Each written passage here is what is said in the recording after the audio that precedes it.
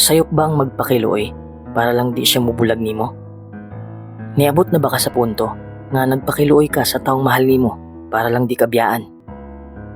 Na-experience na ba nimo ang sitwasyon nga bisag kabalo ka nga ikaw ang luoy, imo jung gitry nga ayuhon ang relasyon ug ipugos jud nimo imong kaugalingon sa taong nga naghatag sa imong value?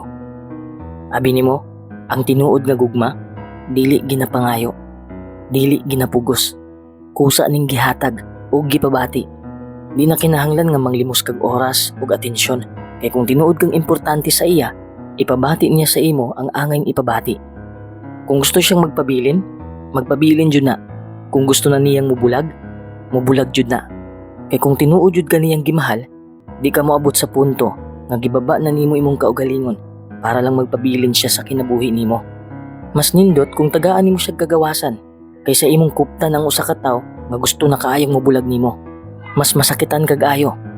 Dili nimo deserve nga magpabilin ang tao kay tungod lang sa kaluoy niya nimo. Di na nimo deserve.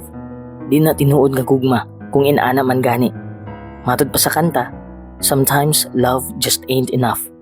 Munang ayaw kahadlok nga mohatag sa iyang kagawasan, bahalag unsa pa na kasakit. Pagawsa ang gustong mo gawas sa imong kinabuhi, kay deserve nimo ang tinuod nga gugma. Di na kinahanglang mo ingon pa ka kung unsa ang pagmahal nga imong gusto.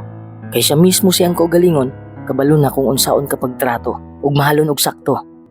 Timani nga importante ka.